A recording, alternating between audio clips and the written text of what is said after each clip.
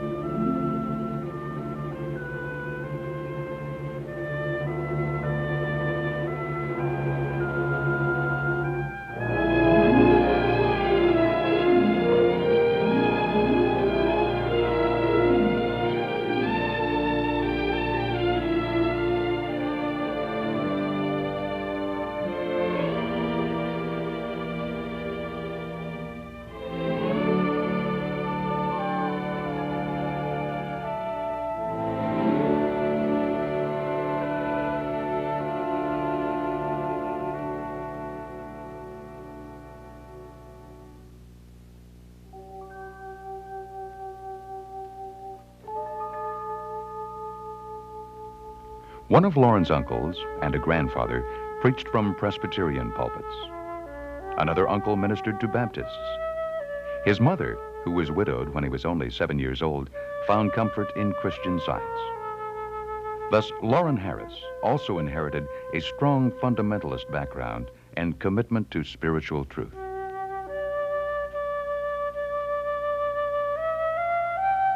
As a boy, Lawren was sickly and at home a great deal.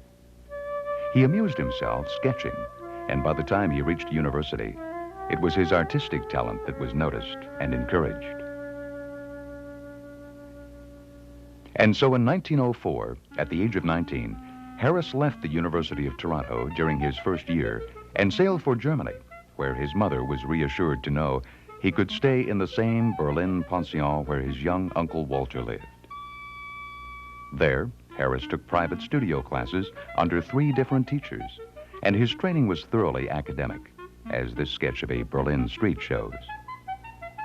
The first 2 years of such study were usually devoted to tedious drawing classes, concentrating on draftsmanship and problems of light, volume, space, and perspective. Buildings on the River Spree is significant for its structured composition. All of the components of the scene, including the houses, are placed in receding layers parallel to the picture plane. It is a compositional format that Harris would continue to use in his urban scenes when he returned to Canada. During his 3.5-year stay in Europe, the intellectual life of the student cafes contributed as much to Harris's development as did his studio classes. The cafes were hotbeds of intellectual speculation, of long discussions on the role of art and religion and the meaning of existence. When his training ended, Harris set off for further explorations, across the mountains of Central Europe and through the ruins of Palestine.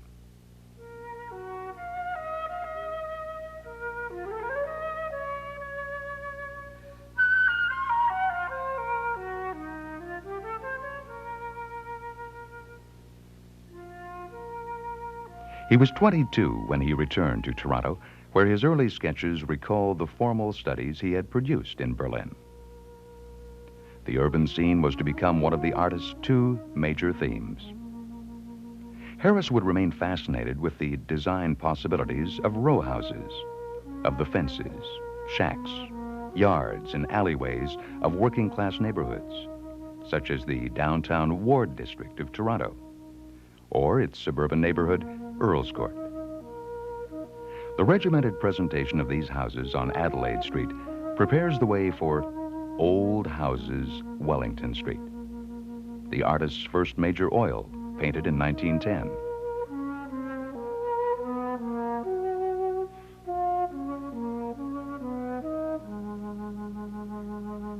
Here, the repetitive geometric order of the rows of doors and windows contrasts with the loose, soft brush strokes among the tree branches.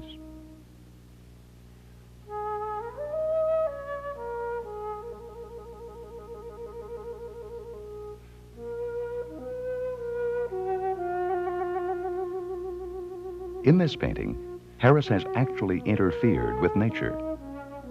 Notice the very unnatural way the sunlight falls only on the middle houses, as if some melody in the artist's mind has sensed a crescendo and then a fade out.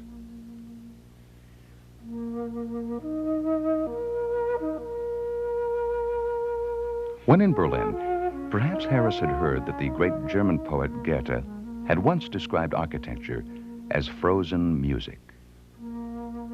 It seems as if the compositional devices in Harris's cityscapes are almost musical.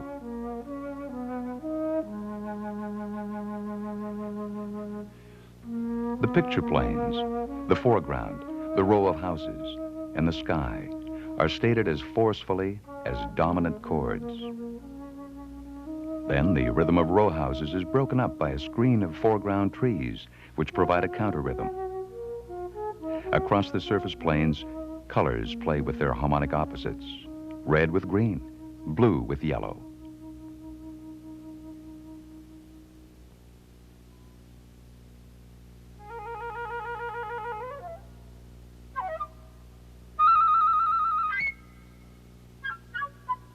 Harris painted Houses, Richmond Street in 1911. It's a riskier painting than Wellington Street.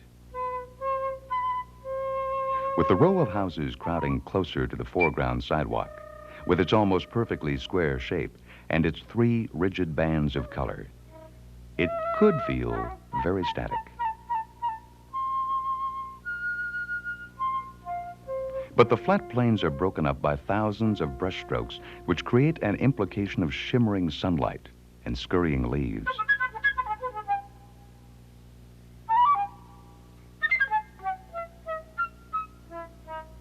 The eye, carried up and down by the verticals of the tree trunks, jumps among the blue and yellow leaves scattered on the sidewalk, and then moves up into the chaos of the treetops.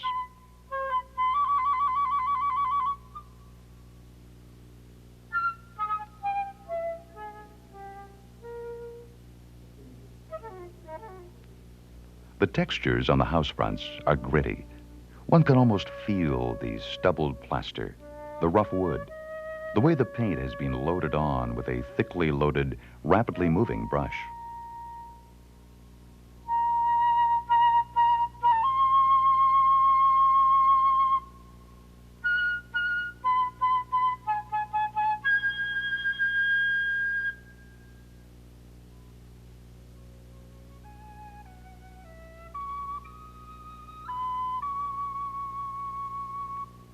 Harris balanced his interest in the city with a lifelong passion for the wilderness landscape, which he painted from the beginning with the same experimentation with texture and color as we have seen in his cityscapes. With a few notable exceptions, the popular and marketable landscapes of early 20th century Canada were brown and pastoral, in the European tradition. Harris made a clear break with this style during his first sketching trip to the Laurentians in 1908, when he produced Autumn Trees and Laurentian Landscape with Barn. Thus, his subjects are conventional, but the brushstrokes are vigorous and expressive. Their feel is rugged, and the effect is distinctly fresh.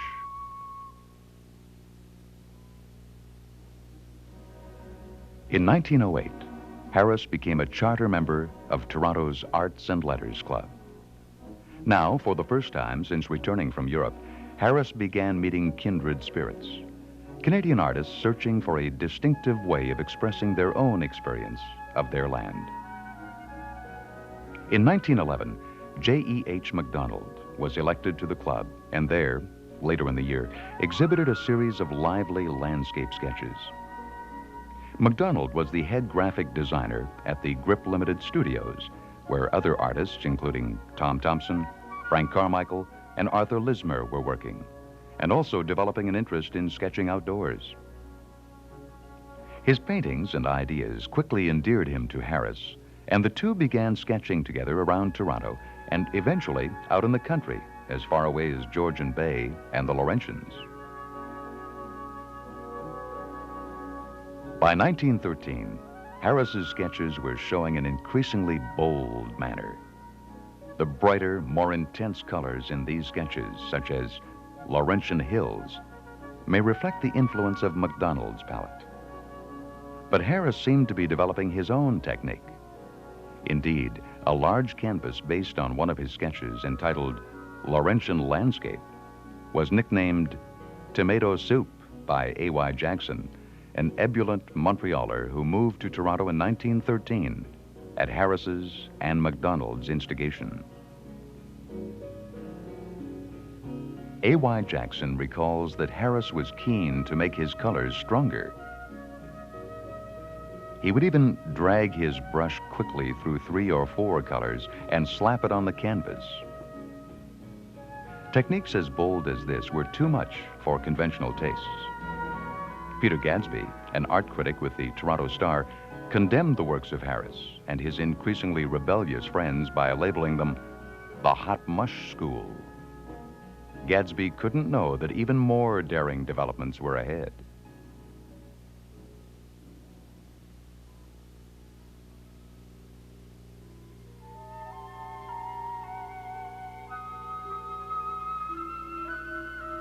"1913 was a pivotal year for Harris and his friends. In January, he and MacDonald traveled down to Buffalo, New York, to inspect an exhibition of Scandinavian paintings.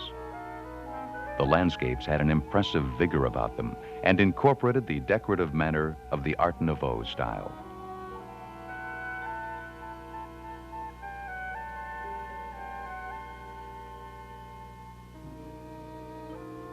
Before long, arabesques and colorful patterned surfaces began to appear among the branches and in the skies of Harris's paintings, such as Winter Woodland of 1915, where a delicate mauve lattice of trees opens up to reveal a mid-ground space spotlit by sunlight.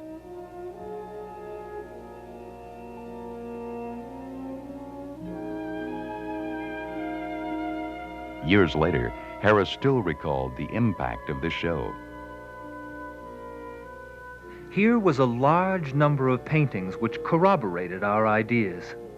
Paintings of northern lands created in the spirit of those lands. An art cold, vigorous, and uncompromising.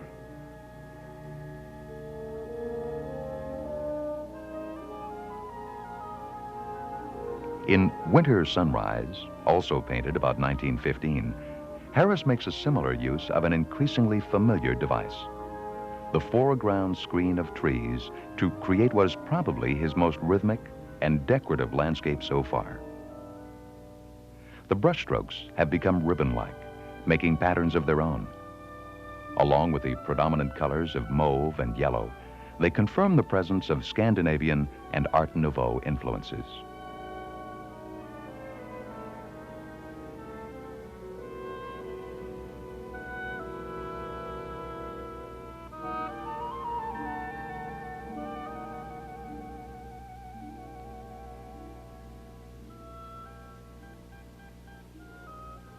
"1913 was significant for one other development.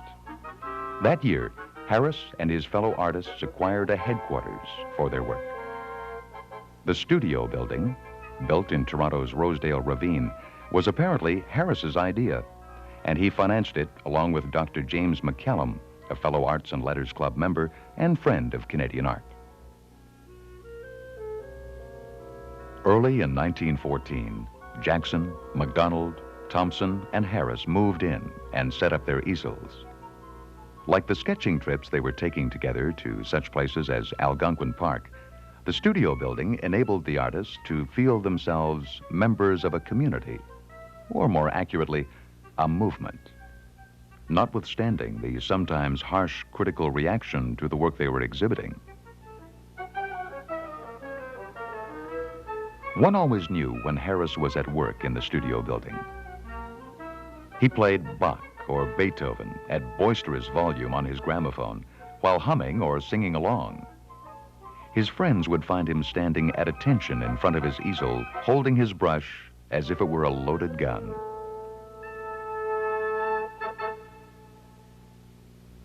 But suddenly guns, real guns, broke the movement apart. World War I. Jackson enlisted, and in April 1916, Harris also signed up. Trained as an officer and assigned to the 10th Royal Grenadiers, he was never sent out of Ontario. This did not exempt Harris from tragedy. In 1917, his friend Tom Thompson drowned, or was murdered, if Harris's personal suspicions are correct. Then his brother, Howard, died overseas. By 1918, these blows had beaten Harris into a nervous breakdown. His paintings reveal a faltering will to experiment, a crumbling confidence.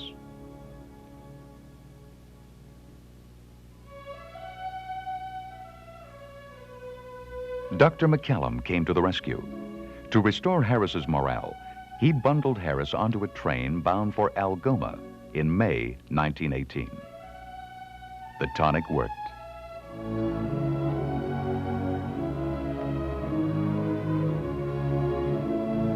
Algoma's big, brooding landscape captured the painter's imagination. Harris returned that autumn with MacDonald and another colleague, Frank Johnston. The sense of artistic mission was reborn.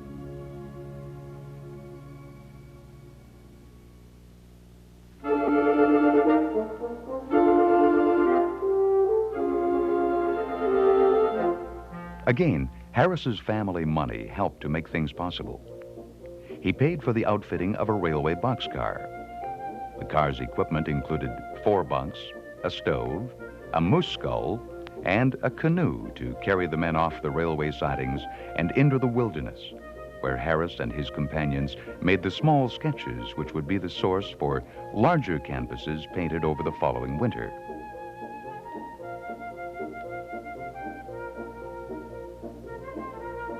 A.Y. Jackson later recalled, "With the stove to keep us warm, the discussions resumed on Walt Whitman, Mary Baker Eddy, Marie Blavatsky, and Van Gogh until late into the night." Intellectual excitement and a sense of mission and of discovery helped the artists override the discomforts of the bush. Harris particularly seemed oblivious to the elements. Jackson grumped.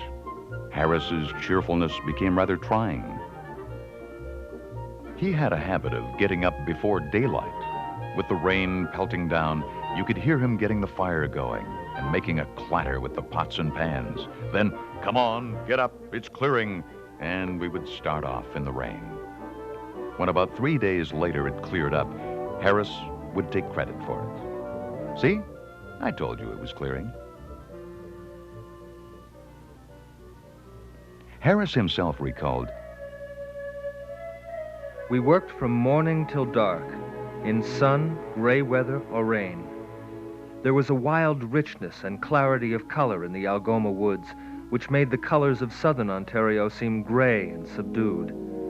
We found that one lake would be friendly, another charming and fairy-like. The next remote in spirit beyond anything we had known, and again the next one would be harsh and inimical. We became increasingly conscious that the spirit of the land must be discovered through its own character if there is to be any real life in its art."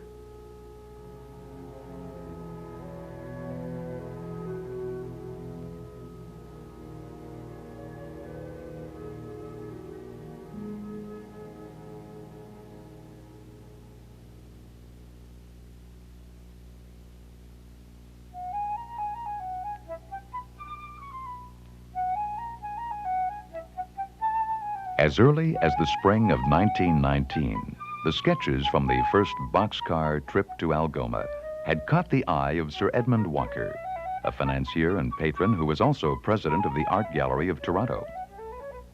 Walker arranged to have some of these sketches shown at the gallery in 1919. The following year, in May 1920, Harris and his friends again exhibited at the gallery. The Group of Seven was born. It included Harris, MacDonald, Jackson, Johnston, Fred Varley, Arthur Lismer, and Frank Carmichael. The first catalog, designed by Carmichael, states the group's nationalistic goals.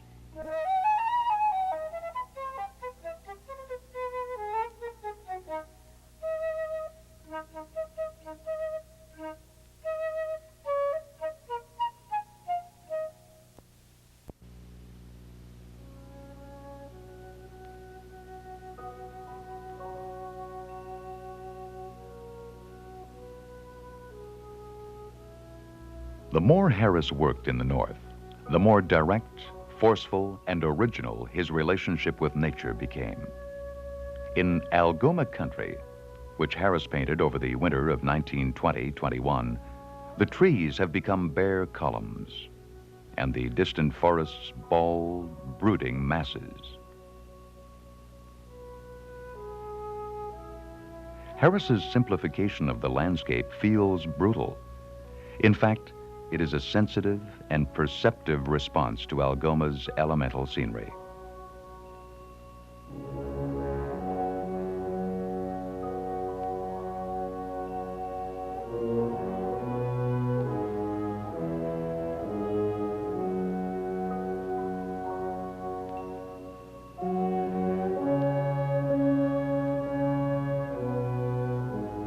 This is Beaver Swamp, painted around 1920. The foreground trees are dark, eerie shapes backlit by spectral, glowing skies.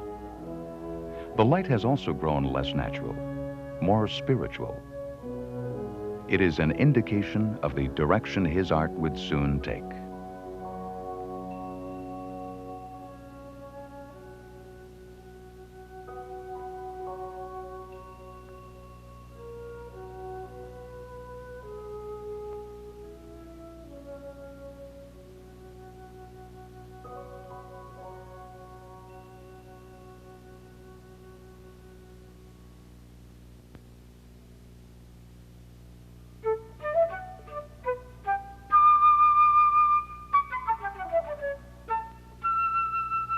Meanwhile, the city remained an important subject.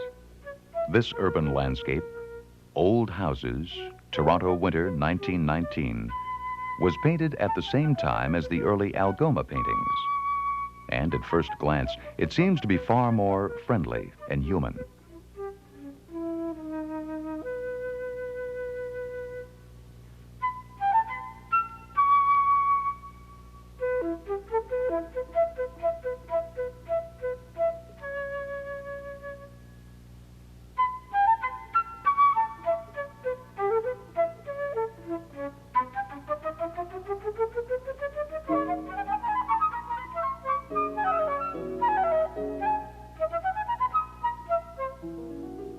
In others, one hears a new, powerful, almost strident note. Harris called this painting of billboards jazz.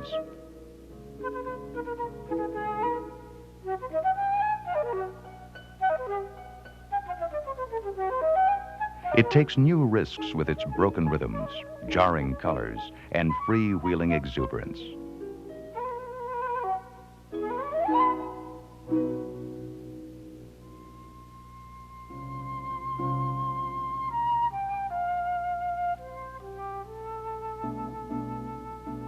Harris set most of his urban scenes in the Ward, a downtown maze of old houses and alleys, or else in the working-class suburb of Earl's Court.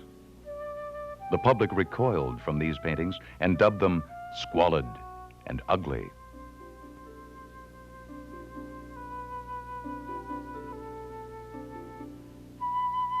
In A House in the Slums of 1920, the puddles and muddy roads and peeling plaster walls acquire a life of their own.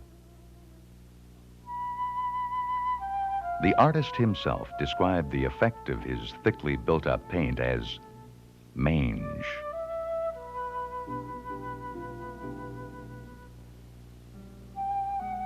Although these are cityscapes, one has the sense of entering an urban wilderness of patchy lights, energetic, untamed brushstrokes, and sudden surprises.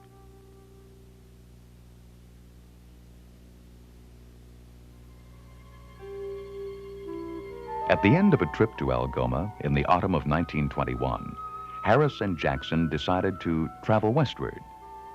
Forest fires had recently devastated the already barren countryside they passed through and stripped it down to ruins of trees and black monuments of rock. Harris was awestruck. This was Lake Superior country. I have never seen anything so impressive as the half-revealed extensiveness of the lake. There was a haziness in the air which merged the horizon with the sky. That smooth, glimmering infinity of waters was like a glimpse of God himself. Harris had found an elemental landscape to which his spirit could respond almost perfectly. This painting, Above Lake Superior, is a pivotal work, revealing the new, formal terms with which Harris would express his profound spiritual vision.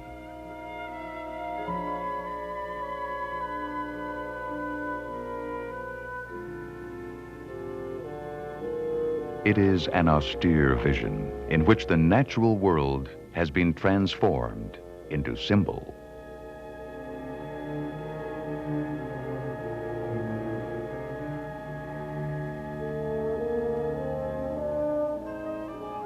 These are views of Pick Island. In them, one can see the artist's increasing tendency to reduce forms to their essence. This sketch dates from 1923 and is relatively realistic.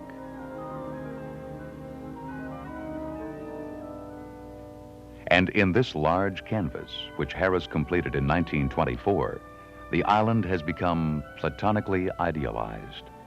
It's almost an abstract idea of islandness, floating above the water, untouchable.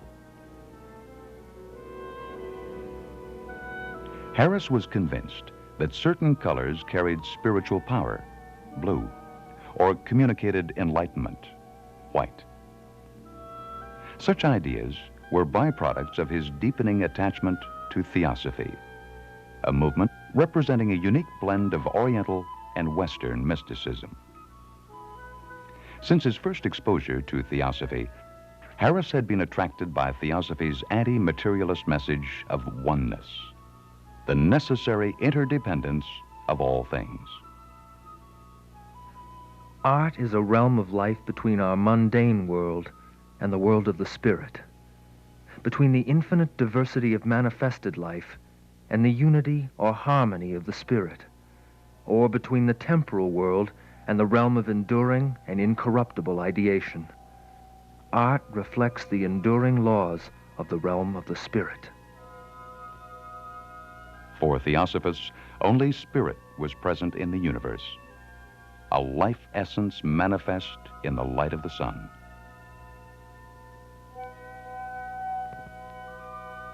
North Shore, Lake Superior, has been called the most remarkable painting of Harris's career.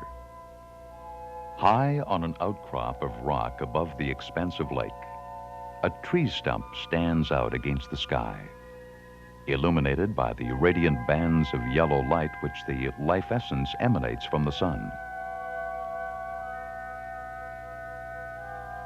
It remains today an image of extraordinary power, a symbol of both the loneliness and enduring spirit of the North.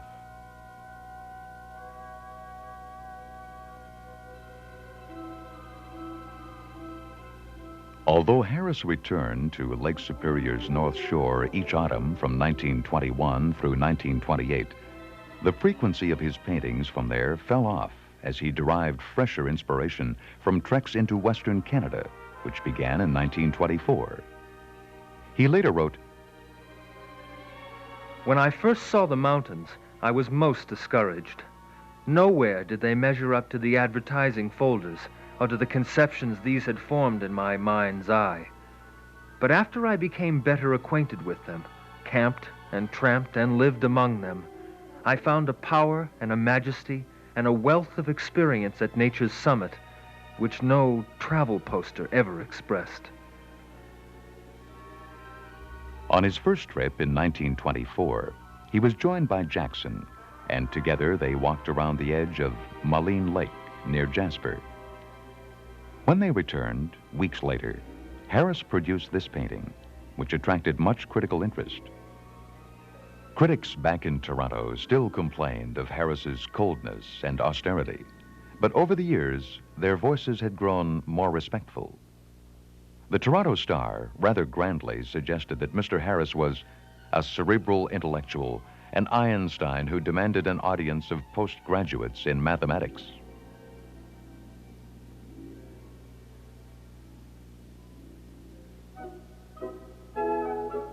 The waves in lake and mountains, painted in 1927, are rippling patterns like arpeggios on a piano, rhythms in water. Like his Lake Superior paintings, these Rocky Mountain works have a refinement of design in which the shapes interlock like harmonies in music. A Theosophist reviewer remarked that one could translate a scene like this into a Bach fugue, or vice versa, because all reality has its musical and artistic correspondences.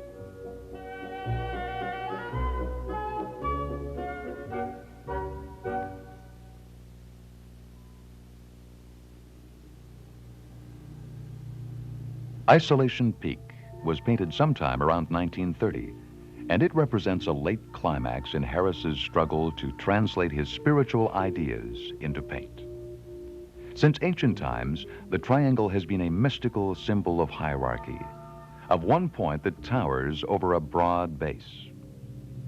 Just as the artist has worked his way from common, earthy tensions up to an apex of higher achievement, so this painting rises to a single peak. Now, there was only one more peak to scale: the Arctic, the literal top of the world. In 1930, Harris and A.Y. Jackson boarded the supply ship Beothic and sailed for Baffin Island. These are icebergs in Davis Strait. They are austere and powerful, monumental even, but like monuments, they lack the spark of life. When he painted these scenes, Harris was 45 years old. He had pushed his landscapes to the limit, and now, here at the geographical limits of Canada, at the top of the world, he faced a moment of truth. Where to go from here? But in a letter he wrote to his friend, artist Emily Carr, he sensed the ending of an era. Haven't painted for ages, it seems, and feel as if my painting days are over. I'm at a crossroads, really, and have as yet no vision to know what to do, what road to take. But my, oh my, I am anxious to be on my way. And that is trying when one doesn't know the way.